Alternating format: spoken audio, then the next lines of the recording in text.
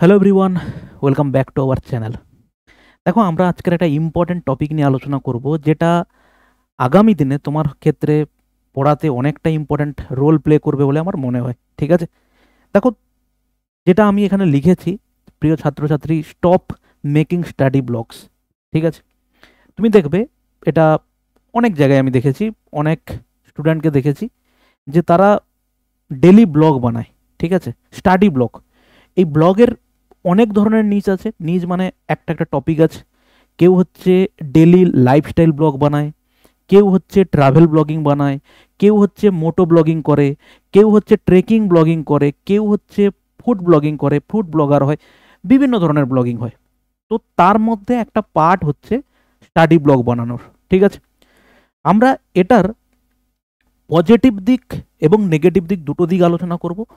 Positive দিকটা আমি তোমাকে একদম শেষে বলবো, কারণ আমার মনে হয়েছে, এটা আমি আমার পার্সপেক্টিভে আমি দেখেছি এবং আমি অনেক স্টুডেন্টকে দেখেছি যে এই স্টাডি ব্লগের, অন্যান্য ব্লগের পজিটিভ দিক নেগেটিভ, প্রত্যেক জিনিসের পজিটিভ নেগেটিভ দিক আছে, কিন্তু স্টাডি ব্লগের ক্ষেত্রে আমার মনে হয়েছে নেগেটিভ দিকটাই হচ্ছে সব থেকে বেশি। তার কারণ তোমাকে আমি বলি, ভাই, আমরা মেনলি, আমি কম্পিটিটিভ ফিল্ডের গাইড করি, পড়াই। মেনলি আমরা এখানে কি করতে এসেছি? আমরা হচ্ছে স্টাডি করতে এসেছি কিসের জন্য? কিসের জন্য স্টাডি করতে এসেছি? আমরা স্টাডি করতে এসেছি সরকারি চাকরির জন্য। ঠিক আছে, যেটা মোস্ট মোস্ট ডিমান্ডেবল, যেটা দরকার এই পুরো জার্নিতে, সেটা হচ্ছে স্টাডি করা। যেটা আমাদের সরকারি চাকরির ক্ষেত্রে আমি বলি, স্টাডি ব্লগিং বহু ক্ষেত্রে হয়, অনেকে স্কুল যাচ্ছে ব্লগ বানাচ্ছে, কলেজ যাচ্ছে ব্লগ বানাচ্ছে, কিন্তু এখানে এই কথাটা অবশ্যই উল্লেখ করা আমার উচিত ছিল হয়তো, যে সরকারি চাকরির ক্ষেত্রে স্টপ মেকিং স্টাডি ব্লক, এইটা হচ্ছে আমার সামাও মনে হয়েছে যে এটা হয়তো হতে পারতো। আমি যেহেতু সরকারি চাকরির ক্ষেত্রে গাইড করি, পড়াই, সেক্ষেত্রে আমি এইটুকু টপিক নিয়ে বলবো। এক্ষেত্রে বাইরে যতটা যা আছে, কেউ ডেলি লাইফস্টাইল ব্লগ করছে, কলেজ যাচ্ছে ব্লগ বানাচ্ছে, স্কুল যাচ্ছে ব্লগ করছে, প্রচুর রকমের ব্যাপার আছে।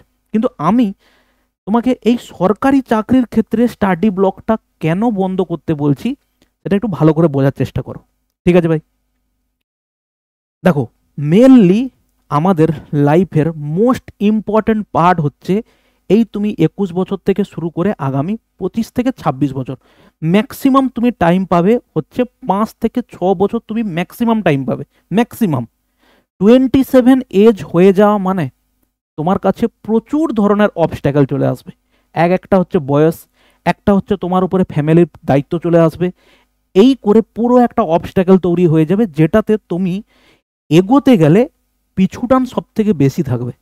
কিন্তু তুমি যখন এই 21 বছর বয়স থেকে বা 20 বছর বয়স থেকে এই 26 বা 27 ইয়ার্স পর্যন্ত তুমি যখন জার্নিটা করবে, সামহাউ ম্যাক্সিমাম স্টুডেন্টই হচ্ছে এখানে তুমি পাবে, একটা সাপোর্ট পাবে, প্রত্যেকের পাশ থেকে তুমি সাপোর্ট পাবে, মা বাবার সাপোর্ট পাবে, বন্ধুর সাপোর্ট পাবে, যার হাত ধরে আছো তারও সাপোর্ট পাবে, যে হ্যাঁ তুমি চলো, ঠিক আছে, সব কিছু ওকে আছে। কিন্তু এই যে এজটা ভাই যদি ক্রস করে যায় না, 99% সরকারি চাকরিতে তুমি বসতে পারবে না। সেন্ট্রালের 99% পরীক্ষাতে তোমার কোনো জায়গা নেই, যদি তুমি রিজার্ভ ক্যাটাগরি থেকে বিলং না করো, এসসি এসটি ওবিসি থেকে। এসসি এসটির ক্ষেত্রে 5 বছর, ওবিসি থেকে সেন্ট্রাল ওবিসি যদি হয় তাহলে 3 বছর তুমি ছাড় পাবে। কিন্তু আমি অন অ্যান অ্যাভারেজ প্রত্যেকের কথা বলছি, জেনারেল ক্যাটাগরি থেকে। এই 20 থেকে 27 বা 26, এই এজটা হচ্ছে মোস্ট ইম্পর্টেন্ট জিনিস। তুমি যদি বলো যে স্যার এরপরে কি চাকরির পরীক্ষা হয়? না, অবশ্যই হয়, কিন্তু সেই একটা কথা বলছি, 27 এজ যখন তোমার হয়ে যাবে, তোমার কাছে পজিটিভ সাপোর্টের থেকে তোমার কাছে এত কিছু অবস্ট্যাকল চলে আসবে যে তুমি ওগুলোকে ইগনোর করে তুমি এগোনোটা খুব বড় মুশকিল হয়ে যাবে। ঠিক আছে, আমাদের মেন প্রায়োরিটি হচ্ছে এই সময় এসে 20 থেকে 27 বছর জি জান লাগিয়ে পড়াশুনো করা, কারণ ওইটা যদি তোমার 26 27 এজ পেরিয়ে যায়, তুমি সারা জীবনে কোনোদিন ওইটাকে আর কিছু রিকভারি করতে পারবে না। কিন্তু এই জিনিসটাকে রিকভারি করা যাবে, এই জিনিসটাকে তুমি সারা জীবনে যে কোনো সময় রিকভারি করতে পারো। এই ব্লগ বানানোটা তুমি সারা জীবনে যে কোনো টাইম, কেউ 50 বছর বয়সেও ব্লগ বানাচ্ছে, কেউ 60 বছর বয়সেও ব্লগ বানাচ্ছে, কেউ 45 বছর বয়সেও ব্লগ বানাচ্ছে, কেউ 10 বছর বয়সেও ব্লগ বানাচ্ছে, কেউ 12 বছর বয়সেও ব্লগ বানাচ্ছে।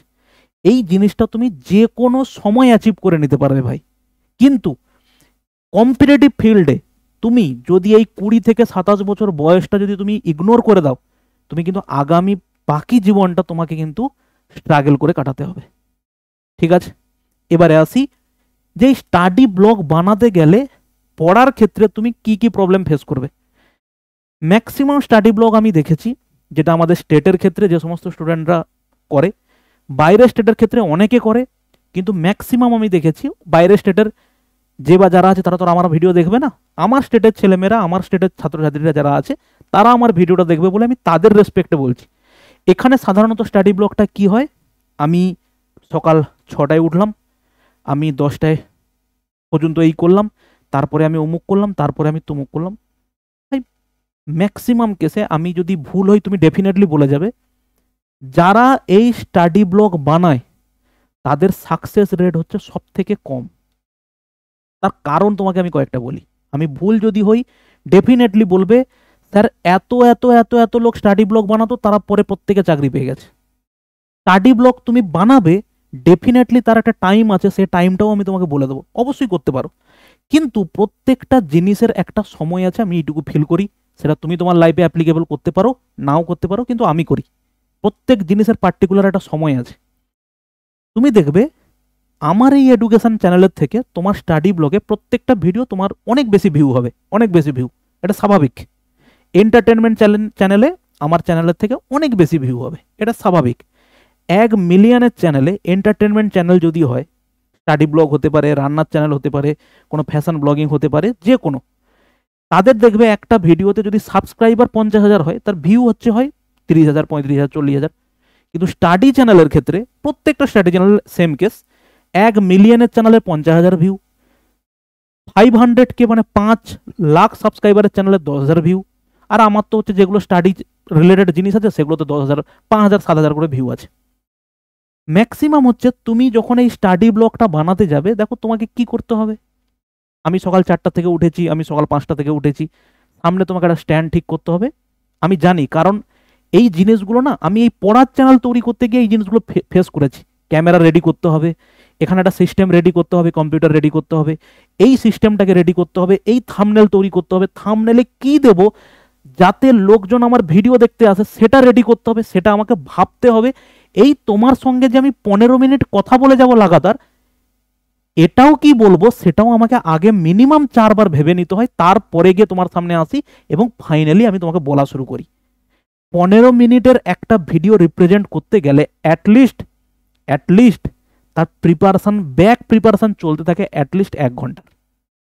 এবারে তুমি ভাবো একটা 5 মিনিটের তুমি যদি স্টাডি ব্লগ বানাতে চাও, পড়তে বসার আগে তোমাকে ক্যামেরা ফিট করতে হবে, তোমাকে সিস্টেম রেডি করতে হবে, তোমাকে ভাবতে হবে যে আজকের আমি স্টাডি ব্লগটা বানাতে গেলে আমি কিরকম ভাবে পড়তে বসবো যাতে দেখতে সুন্দর হয়। হ্যাঁ কি না অবশ্যই বলবে, যারা যারা ভিডিওটা দেখছো প্রত্যেকে অবশ্যই বলবে। তোমাকে এই জিনিসগুলো মাথায় প্রিপারেশন নিতে হয়।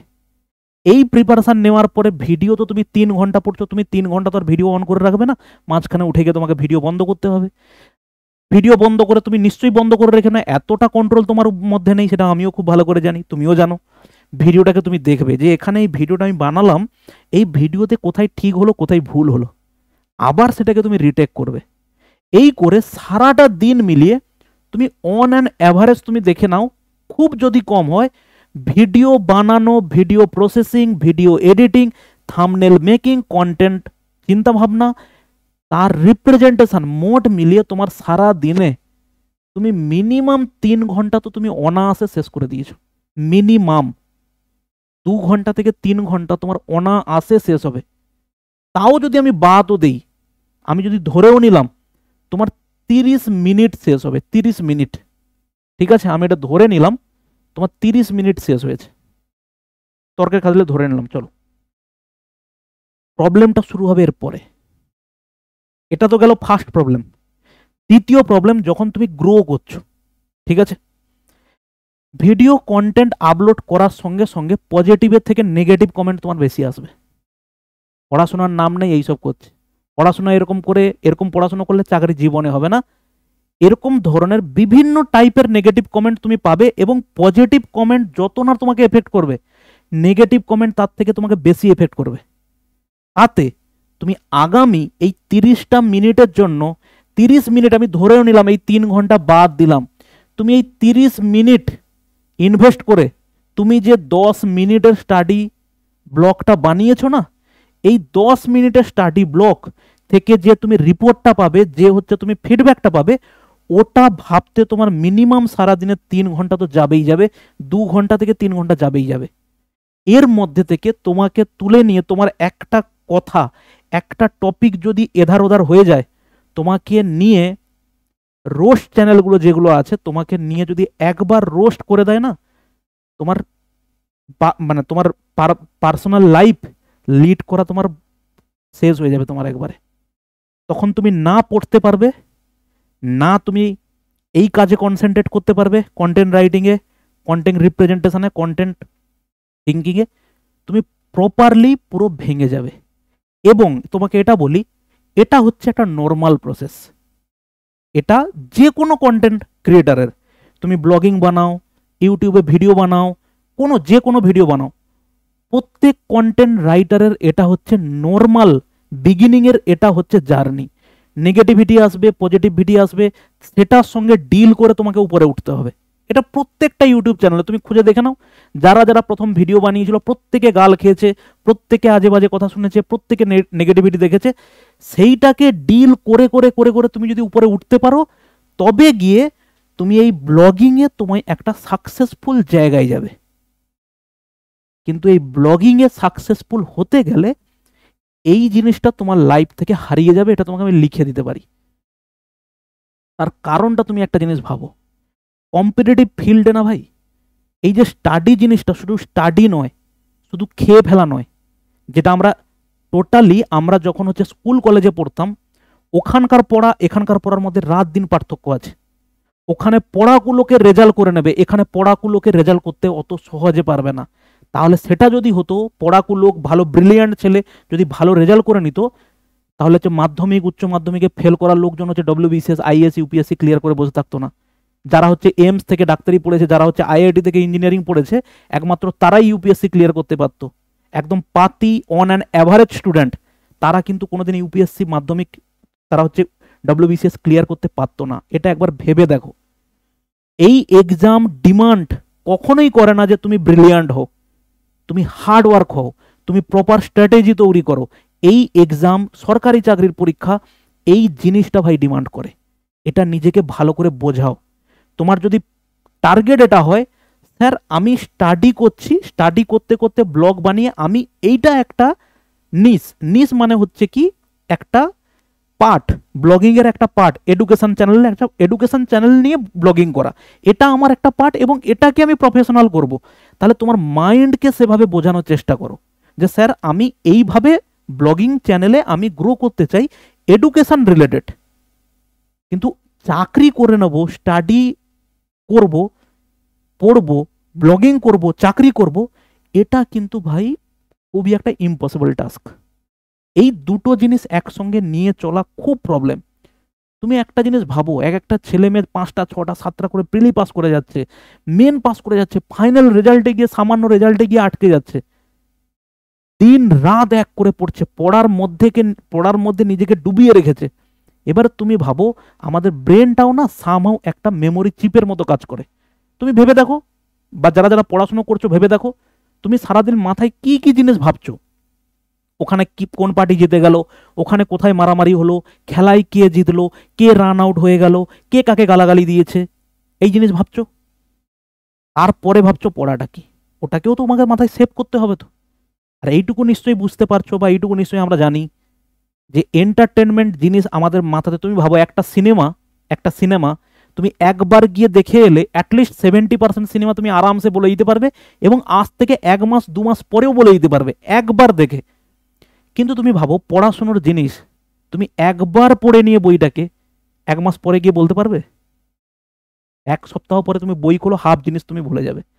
তার কারণ হচ্ছে ল্যাক অফ কনসেন্ট্রেশন। তুমি কনসেন্ট্রেট হওনি বলে এই জিনিসগুলো তোমার সিনেমার মতো মনে নেই। তোমার ক্ষেত্রে, আমার ক্ষেত্রেও আমি বিশাল বড় পণ্ডিত নই বা আমি বিশাল বড় বিদ্বান নই, আমি একবার পড়ে চাকরি পেয়ে গেছি এবং তোমাকে জ্ঞান দিতে এসেছি, এরকম নয়। আমাকেও যে বা যাকে চাকরির পরীক্ষায় সাকসেস পেতে গেলে তাকে 100% দিতে হবে ভাই, 100% দিতে হবে। তুমি যে চাকরি পেয়েছে তাকে দেখো, তুমি কাউকে দেখেছো যারা যারা চাকরি পেয়েছে, রেয়ার 1-8 জন বাদ দিলে, রেয়ার এক্সেপশনালকে তুমি সাইড করে দাও, রেয়ার 1-8 জনকে বাদ দিলে তুমি কাউকে দেখবে না চাকরি পাওয়ার আগে পর্যন্ত কেউ ব্লগিং চ্যানেল বা এই জিনিসগুলো করেছে। চাকরি পেয়েছে, আমার সাকসেস স্টোরি দিয়ে শুরু করেছে, তারপরে সে নিজে গাইড করা শুরু করেছে। এটা খুবই পজিটিভ সাইন।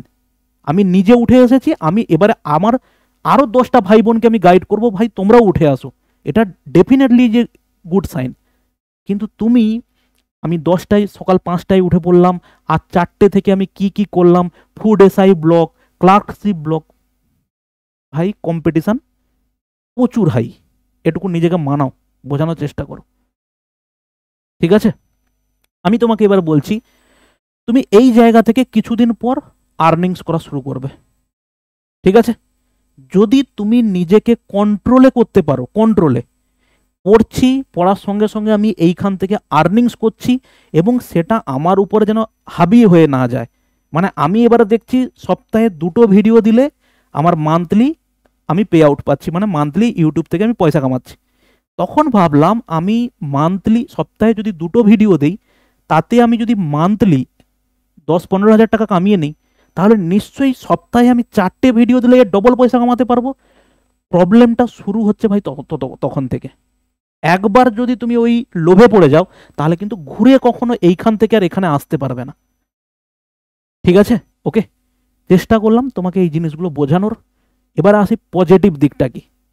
দেখো, ব্লগিং একটা খুবই ইউটিউবে একটা গ্রোয়িং সাবজেক্ট।